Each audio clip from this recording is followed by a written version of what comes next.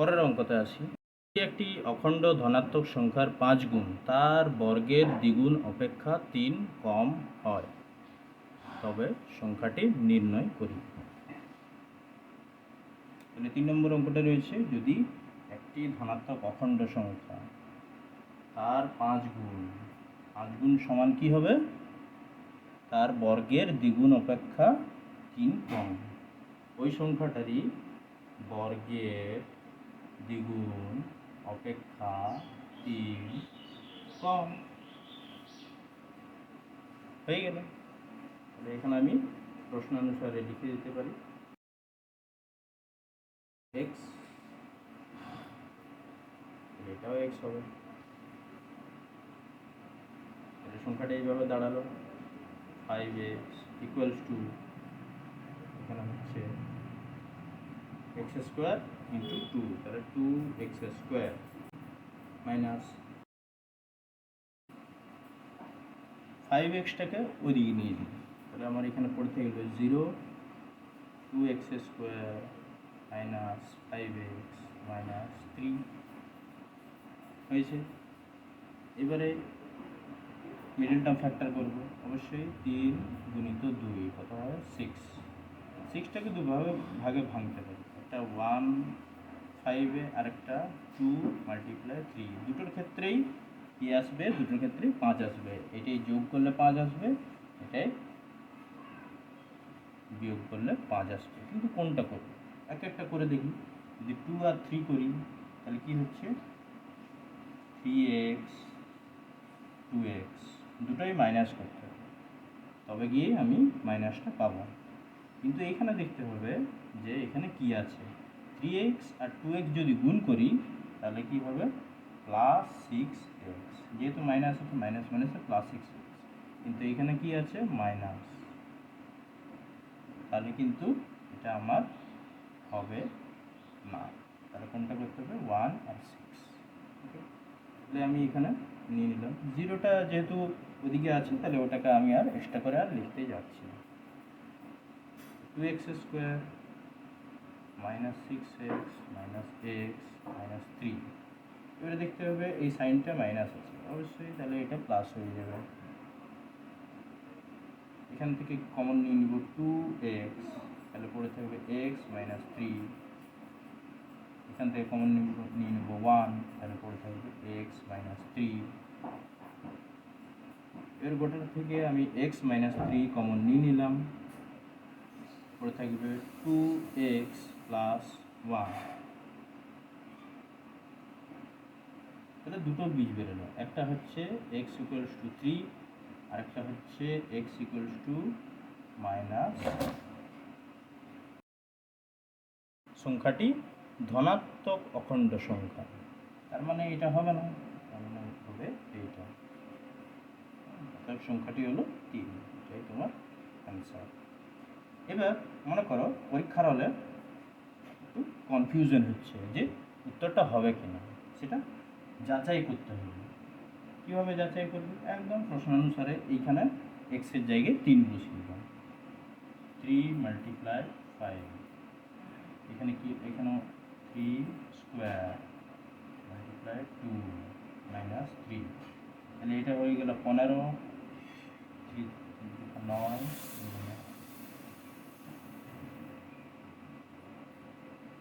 18 minus 3, এটা হয়ে গেল 15। দুটোই সমান হচ্ছে।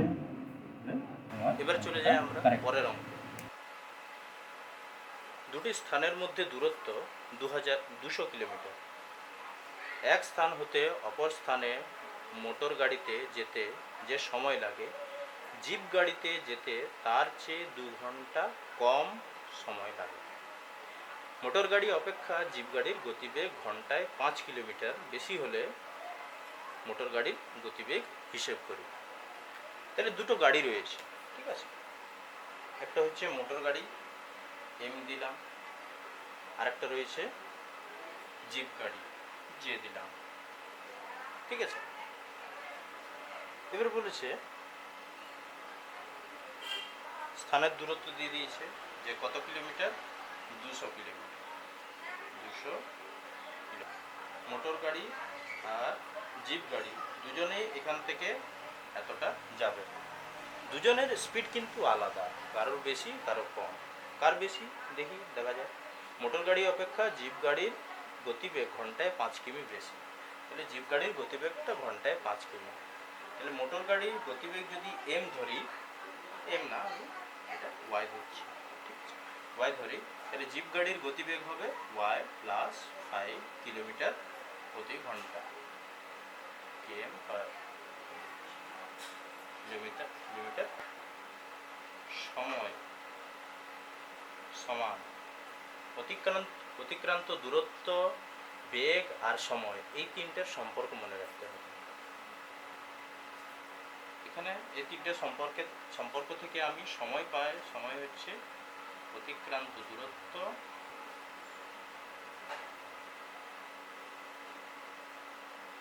ভাজিত বেগ, ঠিক আছে। তাহলে দুটোর ক্ষেত্রে সময়টা আলাদা লাগছে। তাহলে প্রথমে মোটর গাড়ির ক্ষেত্রে সময়টা দেখি। মোটর গাড়ির ক্ষেত্রে সময়টাকে আমি টি ধরছি। টি ইকুয়ালস টু অতিক্রান্ত দূরত্ব কত আছে, 200 কিলোমিটার। বেগ কত রয়েছে, 5 কিলোমিটার প্রতি ঘন্টা। এবার জিপ গাড়ির ক্ষেত্রে আমি টিটা ধরি, কত রয়েছে, T1 দিয়ে দিই, এটা T2 দিয়ে দিই, কনফিউজ হবে। অতিক্রান্ত দূরত্ব সেই একই রয়েছে, কিন্তু গতিবেগ কত রয়েছে, y প্লাস 5, ঠিক আছে। দুজনের তাহলে সময় বেরিয়ে গেল। এবার কি বলেছে, যে জিপ গাড়িতে যেতে ওই মোটর গাড়ির অপেক্ষা 2 ঘন্টা কম সময় লাগে। তার মানে দুজনের এই পয়েন্ট থেকে এই পয়েন্টে পৌঁছানোর পার্থক্য 2 ঘন্টা, 2 আওয়ার্স। ওকে, তাহলে আমি এখান থেকে প্রশ্ন অনুসারে বের করতেই পারি।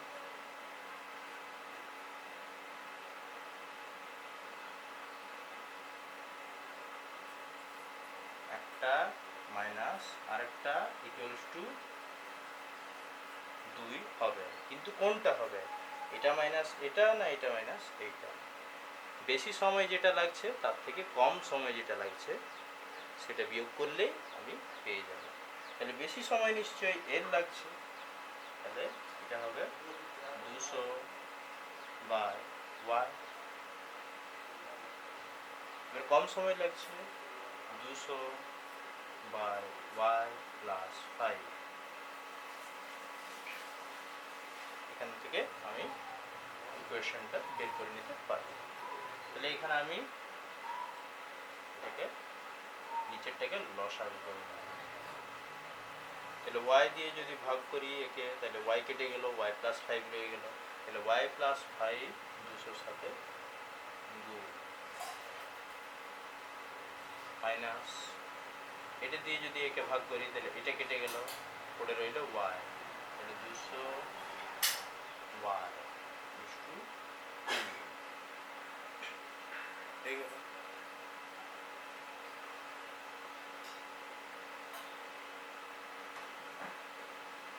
এখানে থাকবে 200 ওয়াই প্লাস 200 গুণিত 5 মানে 1000 minus 200 y by y square plus 5y equals to 2।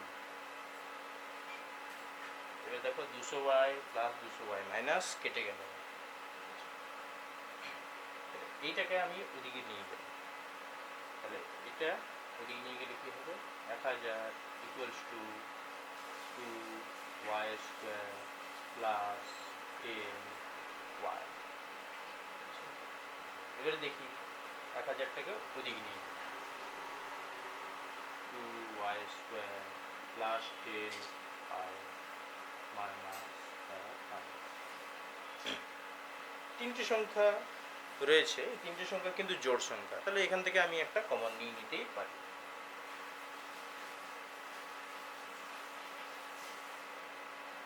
তাহলে 2 কমন নেব, 2 কমন নিলে আমার পড়ে থাকবে y square plus 5y minus 500 equals to 0।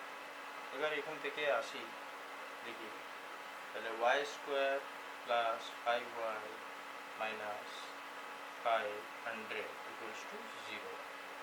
এইবারে 500টা কিন্তু বেশ বড় সংখ্যা, তাহলে আমি কি বলেছি ওটাকে অবশ্যই তোমরা উৎপাদকে ভাগ করে নেবে। উৎপাদকে ভেঙে নিলেই জিনিসটা অনেক ছোট হয়ে আসে।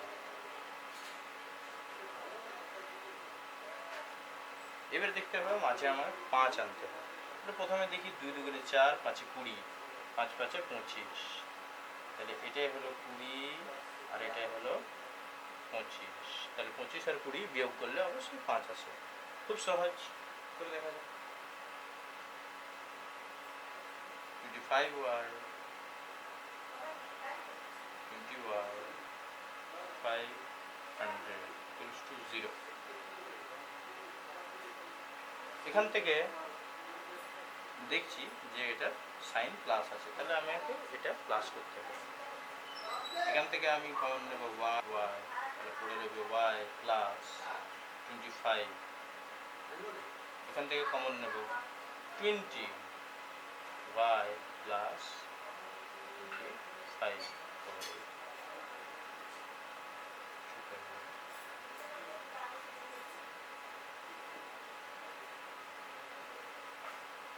গোটাটা থেকে আমি কমন নিয়ে নেব y প্লাস 25, তাহলে পড়ে রইবে y মাইনাস 20। তাহলে আমি এখান থেকে দুটো বীজ পাচ্ছি, একটা হচ্ছে মাইনাস 25 আর একটা হচ্ছে 20। হ্যাঁ, y যেহেতু গাড়ির গতিবেগ, তাহলে গাড়ির গতিবেগ অবশ্যই ঋণাত্মক কখনোই হয় না, তাহলে কোনটা হবে y ইকুয়ালস টু 20। মোটর গাড়ির গতিবেগ, এটাই উত্তর।